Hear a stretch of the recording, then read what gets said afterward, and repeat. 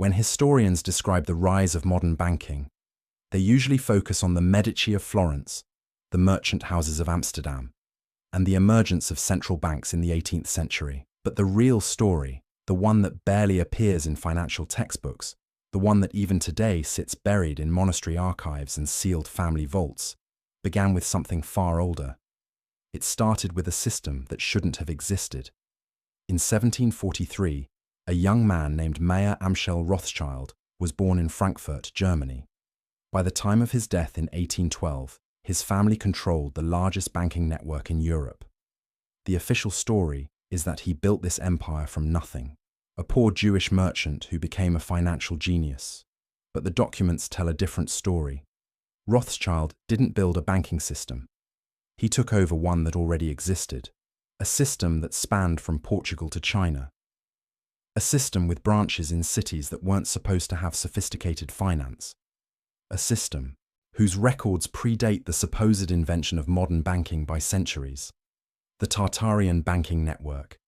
And when the takeover was complete, every trace of the original system was erased from history. The first evidence comes from the architecture itself. In cities across Europe and Asia, buildings that are now identified as banks, courthouses, and government offices share distinctive features.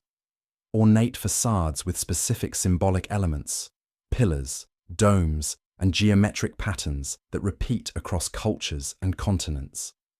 Interior layouts that are remarkably similar, despite being in different countries with different architectural traditions.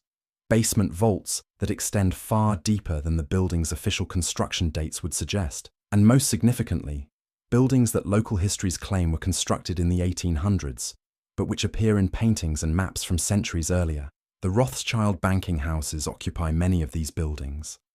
In Frankfurt, in London, in Paris, in Vienna, in Naples. Buildings that the Rothschilds supposedly commissioned. But the architectural evidence suggests these buildings existed before the Rothschilds arrived. They didn't build their empire. They moved into one that was already there.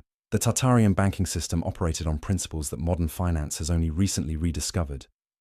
Documents recovered from a sealed archive in the Ural Mountains describe a network of value houses that operated across the old world before the current historical era.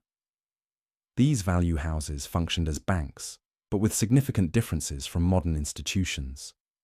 They issued standardized certificates backed by physical commodities, gold, silver, grain, and other tangible goods. They maintained a communication network that allowed value to be transferred across thousands of miles within days, a capability that supposedly didn't exist until the telegraph. They operated on a system of mutual trust between houses, with complex protocols for verification and dispute resolution. And they charged no interest. The Tartarian system was based on transaction fees and commodity storage, not usury. This is significant. When the Rothschilds took over, the first thing they changed was the introduction of interest-bearing debt, the foundation of modern banking, the mechanism that has transferred wealth from populations to banking families for 3 centuries. The takeover began in the 1760s. Mayer Amschel Rothschild, working as a dealer in rare coins and antiquities, came into contact with documents describing the old banking network. The official history says he learned banking through his work with the House of Oppenheimer, but private correspondence that surfaced briefly in a 1923 auction suggests something different. A letter, allegedly from Rothschild to his son Nathan, contains this passage. The old system remains intact beneath the surface. Its houses still stand. Its vaults still hold their contents. What is needed is not construction, but occupation. The families who operated it are scattered or eliminated. The infrastructure awaits new masters. The old system remains intact. The families who operated it are scattered or eliminated. The infrastructure awaits new masters. This letter was purchased at auction by an anonymous buyer. It has not been seen publicly since. But the description matches what happened. The Rothschilds didn't slowly build a banking network over decades. They rapidly expanded across Europe in a single generation, establishing major houses in 5 capitals simultaneously: Frankfurt, London, Paris, Vienna, Naples. Each house was run by one of Mayer's 5 sons. Each house occupied buildings that the architectural evidence suggests already existed. Each house immediately had access to sophisticated financial infrastructure that would have taken decades to develop from scratch. They didn't build the network, they inherited it. Or more accurately, they seized it. The original operators of the Tartarian banking system were known in the old documents as the keepers. The Ural Mountain archives describe them as a hereditary class, trained from birth in the management of value and the protocols of transfer. They maintained neutrality in political conflicts. They served all parties equally. They preserved their knowledge through family lines that stretched back centuries. And then, between 1760 and 1815, they disappeared. Not gradually, not through natural decline. They vanished from the historical record within a single generation, the same generation when the Rothschild network emerged. What happened to the keepers? The documents don't say explicitly, but they contain references to the displacement and the transfer of authority. The displacement, a coordinated removal of one banking class and its replacement by another.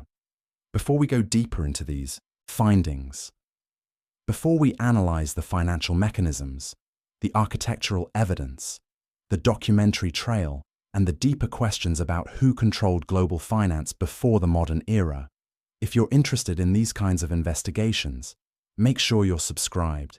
It helps support the research and lets me continue these long-form deep dives. Thank you. Now, as we move into the next section, we'll examine what the Tartarian banking system actually looked like and why it was replaced by something fundamentally different. The Tartarian system was decentralized. Each value house operated independently, connected to others through protocols rather than hierarchy. There was no central bank, no single point of control, no institution that could dictate terms to governments. The Rothschild system was the opposite, centralized, hierarchical, designed to concentrate control in a single family network. The 5 Rothschild houses didn't compete with each other. They coordinated.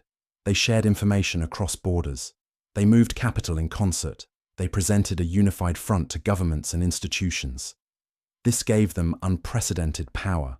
A king who defied one Rothschild house faced all 5. A government that couldn't repay one loan found all lines of credit closed. A nation that threatened Rothschild interests faced coordinated financial attack. This was not how the Tartarian system worked. The old system served commerce. It facilitated trade. It provided stability. The new system served itself. It accumulated power. It made nations dependent on debt. The transformation happened in a single generation, and no one recorded how. The interest mechanism deserves particular attention. The Tartarian system, according to the recovered documents, explicitly prohibited interest on loans. This wasn't religious prohibition, though many religions share this stance. It was practical. The documents describe interest as the extraction of value without creation, and warn that systems based on interest inevitably concentrate wealth until they collapse. The Tartarian bankers understood compound interest. They understood that any system allowing perpetual interest accumulation would eventually transfer all wealth to the lenders. They designed their system to prevent this. Storage fees for deposited commodities, transaction fees for value transfers, service fees for document verification. These fees were capped. They were proportional to actual services rendered. They could not compound. The Rothschild system removed these caps. Interest was charged on loans. Interest compounded over time. Debts grew faster than economies. Within a century, European governments owed the Rothschild network sums they could never repay. By 1815, the family financed both sides of the Napoleonic Wars. By 1850, they controlled the Bank of England's gold reserves. By 1900, their network had spawned or controlled central banks across the Western world. This was not organic growth. This was systematic extraction, built on a mechanism the previous system had explicitly forbidden. The architectural evidence becomes more significant when you examine the vaults. Modern banks require security. They build vaults. But the vaults beneath Rothschild-associated buildings are different. They're deeper than the building's official construction dates would require. They're more extensive than the bank's stated purposes would justify. And they connect. In London, tunnels link bank vaults across the financial district. In Paris, underground passages connect banking buildings that are supposedly unrelated. In Frankfurt, the old Rothschild properties sit above a network of chambers that extend well beyond their property lines. The official explanation is that these tunnels were built for security, for moving gold without public exposure. But the construction style of the tunnels doesn't match. 19th century engineering. The stonework is older, the dimensions are larger. The layout suggests the tunnels predate the buildings above them. The banks weren't built with vaults beneath them. They were built on top of vaults that already existed. Vaults from the previous system. Vaults that the Rothschilds occupied but didn't construct. The Napoleonic Wars provided cover for the final consolidation. Between 1803 and 1815, Europe was consumed by conflict. Governments needed money for armies. The Rothschild network provided it, but the terms were extraordinary. The family didn't just loan money. They demanded control. Control of central bank policies, control of government bond markets, control of gold reserves. By the time Napoleon fell, the Rothschilds didn't just finance governments, they dictated to them. And during those same wars, the last traces of the old banking families disappeared. The keepers who had maintained the Tartarian system for centuries were gone by 1815. Their records were seized, destroyed, or hidden. Their buildings were occupied by new owners. Their protocols were replaced by Rothschild procedures. A financial system that had operated for centuries was erased in a single generation. And the new masters wrote the history books. The gold question reveals another layer. The Tartarian banking system, according to the recovered documents, held vast reserves of gold and silver. These reserves backed the certificates the system issued. When the Rothschilds took over, they took the reserves too. But the amounts don't add up. The gold that appeared in Rothschild vaults after 1815 far exceeded what could have been accumulated through their known commercial activities. Nathan Rothschild's famous manipulation of the London Stock Exchange after Waterloo, buying while others sold, having received early news of Napoleon's defeat, made him wealthy, but not wealthy enough to explain the reserves. The gold came from somewhere else. The Tartarian vaults, taken during the displacement, held in the same underground chambers the old system had built, claimed as Rothschild property with no record of how it was acquired. This is why the family's early history is so poorly documented. This is why genealogical records before Mayor Amschel are suspiciously thin. This is why the architectural evidence contradicts the official timeline. They didn't earn their initial capital. They seized it from a system they then erased from history. The implications extend beyond finance. If the Tartarian banking system really existed, if it really operated on principles fundamentally different from modern banking, then everything we understand about economic history is wrong. We're taught that modern banking evolved naturally, that interest-bearing debt is inevitable, that concentrated financial power is the only way complex economies can function. But the Tartarian documents suggest an alternative existed, a system without compound interest, a system without centralized control, a system that served commerce rather than extracting from it. This system was destroyed, not because it failed, because it succeeded too well, because it distributed rather than concentrated, because it couldn't be used to control governments and populations. The Rothschilds didn't improve banking. They corrupted it. They replaced a system designed for stability with one designed for extraction. And they've controlled the narrative ever since. The modern banking system is the Rothschild system.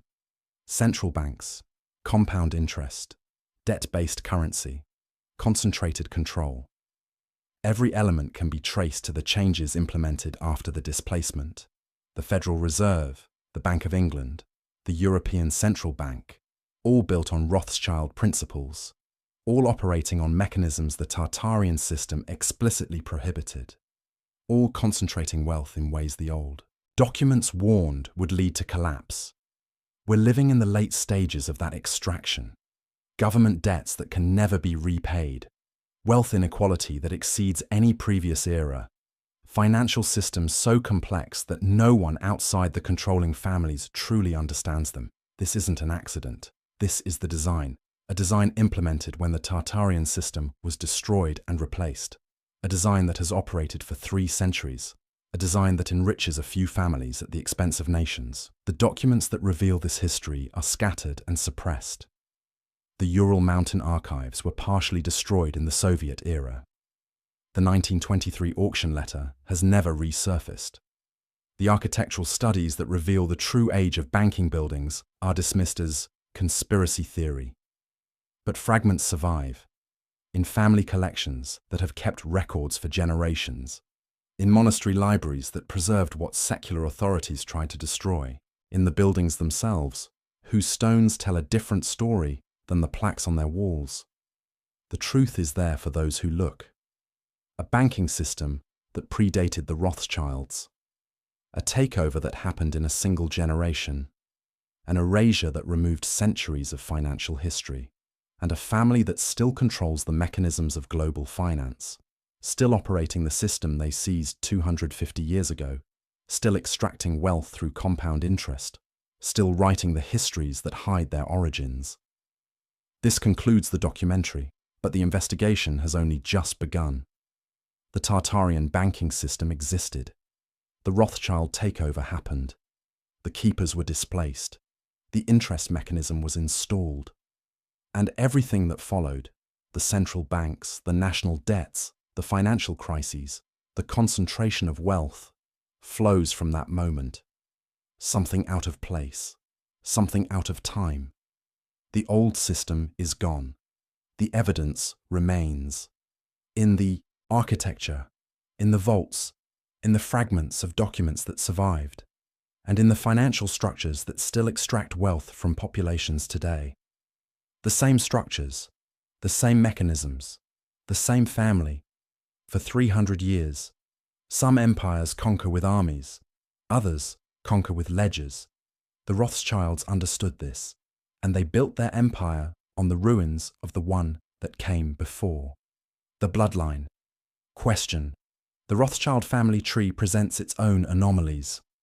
Official genealogies trace the family to Isaac Elchanan Rothschild, born in Frankfurt in 1577. Before him, the records become vague. The family supposedly took their name from the red shield, Rothschild, that hung on their house in the Jewish ghetto. But this origin story has problems. The red shield symbol appears on buildings across Europe and Asia that predate the Frankfurt ghetto by centuries. The same heraldic device, the same proportions, the same placement. In Tartarian architectural studies, the red shield is identified as a marker, a symbol used by the old banking houses to identify their properties. The Rothschilds didn't create this symbol. They adopted it. Or more precisely, they were given it. Some researchers believe the Rothschild family didn't emerge from the Frankfurt ghetto at all. They believe the family was installed, placed in position by surviving elements of the old system to serve as the public face of the takeover. The real controllers remained hidden. The Rothschilds became the visible target, the name everyone knew, while the actual power structure operated in shadow. This would explain why the family has been so resilient. Revolutions have toppled governments. Wars have destroyed nations. Economic crises have bankrupted industries. But the Rothschild network has survived everything. For 300 years, no family maintains that kind of power through luck. They maintain it through protection. Protection from forces that remain unnamed in any public record. The 5 arrows. The Rothschild family crest features 5 arrows held in a fist. The official explanation is that these represent Mayer Amschel's 5 sons, united in purpose. But the five-arrow symbol predates the Rothschild family by centuries. It appears in Tartarian documents as the symbol of the pentarchy, a council of five that allegedly governed the old banking network. 5 regions, 5 houses, 5 bloodlines, each maintaining autonomy while coordinating through shared protocols. When the Rothschilds established their 5 banking houses, Frankfurt, London, Paris, Vienna, Naples, they replicated this structure exactly. 5 cities, 5 brothers, 5 autonomous operations with coordinated strategy. They didn't invent this structure. They copied it from the system they replaced. The 5 arrows aren't a symbol of family unity. They're a symbol of the old pentarchy, adopted by new masters who understood the power of ancient symbols. The marriage patterns. The Rothschild family has maintained unusual marriage practices for 3 centuries, extensive intermarriage within the family, first cousins marrying first cousins, uncle marrying niece, patterns that concentrate wealth and maintain bloodline purity. The official explanation is that this preserved the family fortune and maintained trust in a hostile world. But the same marriage patterns appear in descriptions of the keepers. The Tartarian documents describe the banking families as maintaining closed lineages, bloodlines that rarely mixed with outside populations. They believed that the ability to manage value, to maintain trust across distances, to operate the protocols of the system, was hereditary. It ran in families. It couldn't be taught to outsiders. It had to be bred. The Rothschilds maintained these practices not because they invented them. They maintained them because they were required. By the system they had joined, by the protocols they had inherited, by the hidden masters they served. The central bank network. The establishment of central banks followed the Rothschild expansion with remarkable precision. Bank of England. The Rothschilds became dominant shareholders in the early 1800s. Banque de France. Established under Napoleon with Rothschild involvement from the beginning. Austrian National Bank. Created in 1816 with significant Rothschild participation. Federal Reserve. Established in 1913 with financial architecture designed by Rothschild-connected bankers. Each central bank operates on the same principles. Private ownership hidden behind public mandates. The power to create currency from nothing. Interest charged on money lent to governments. Nations perpetually indebted to institutions they don't control. This is the Rothschild system perfected. The Tartarian documents warned against exactly this. When the power to create value is separated from the creation of goods, those who control value creation will eventually own all goods. This is precisely what has happened. Central banks create currency. Governments borrow that currency at interest. Taxpayers repay the interest through perpetual labor. Wealth flows from populations to banking families. For 3 centuries and counting. The wars. Every major war since 1800 has been financed by Rothschild-connected banking networks. The Napoleonic Wars, the Crimean War, the American Civil War, the Franco-Prussian War, World War I, World War II. The pattern is consistent. Both sides receive financing. The winner repays with interest. The loser repays through reparations and restructuring. The bankers profit regardless of outcome. The Tartarian system prohibited this. The documents describe strict neutrality requirements, but also prohibitions against financing conflict. Value houses shall not provide resources for destruction. Value exists to build, not to destroy. Any house that finances war shall be expelled from the network. The Rothschild system removed this prohibition. War became the most profitable enterprise. Nations borrowed to fund armies. The destruction created demand for reconstruction. Reconstruction required more borrowing. An endless cycle of debt and destruction. Profitable at every stage for those who controlled the lending. The gold standard manipulation. The Tartarian system backed its certificates with physical commodities. Gold, silver, grain, tangible goods that held real value. The Rothschild system maintained this appearance while undermining its reality. The family accumulated gold, not to back currency fairly, but to control supply. By controlling gold reserves, they controlled the value of currencies. When they wanted to depress an economy, they removed gold from circulation. When they wanted to inflate an economy, they released gold back. Nations that opposed Rothschild interests found their gold reserves mysteriously depleted. Nations that cooperated found credit abundant and terms favorable. This was not free market economics. This was financial warfare, waged through control of the commodity that backed all currency.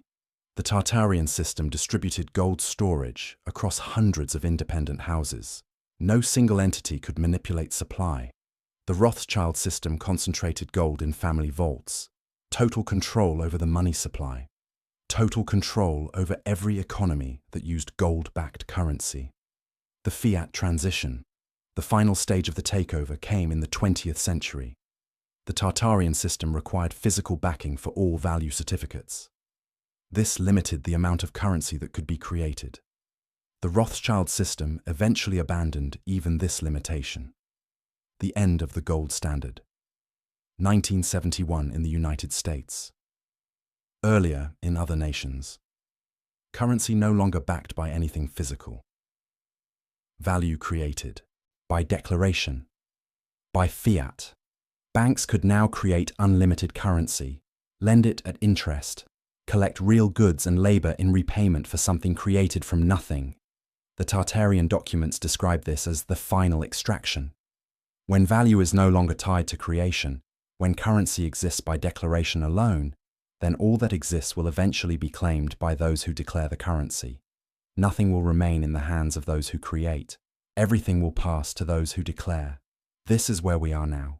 Fiat currency, infinite debt, endless extraction, the final stage of a system installed 250 years ago, approaching its logical conclusion. The digital transition. The next phase is already underway. Central bank digital currencies, CBDCs.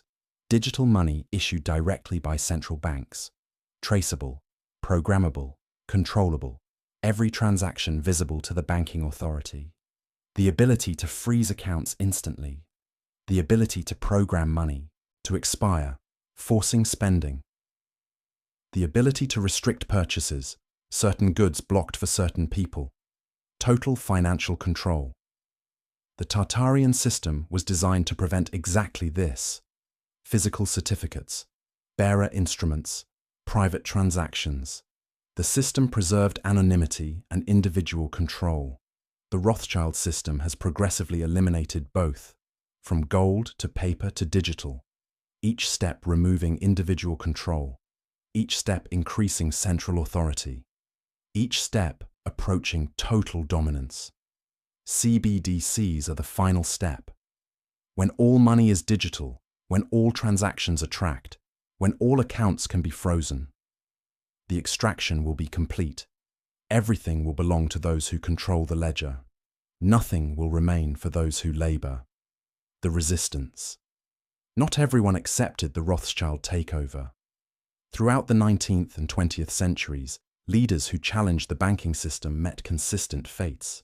Andrew Jackson, who destroyed the Second Bank of the United States, survived assassination attempt. Abraham Lincoln, who issued greenbacks instead of borrowing from banks, assassinated. James Garfield, who spoke against banking monopolies, assassinated. William McKinley, who maintained gold standard against banking interests, assassinated. John F. Kennedy, who issued silver certificates bypassing the Federal Reserve, assassinated. The pattern is difficult to ignore. Leaders who cooperated with the banking system remained in power. Leaders who challenged it were removed. The Tartarian documents describe similar patterns in the Old World. Those who threaten the value network will be removed. The network protects itself. No king is above the ledger. No emperor is beyond the account. The same mechanism, the same enforcement, different names, different centuries, same system. The families. Today, the Rothschild family remains active in global finance. They prefer privacy now. Their direct holdings are obscured behind layers of corporations, foundations, and trusts. But their influence continues. Investment banks, asset management, commodity trading, wine, art. Their estimated wealth is unknowable, deliberately so. Forbes and Bloomberg cannot track assets hidden in family offices and private holdings. Estimates range from billions to trillions. No one outside the family knows the true figure. And the family isn't talking. What is known, the same financial mechanisms installed in the 1800s continue to operate.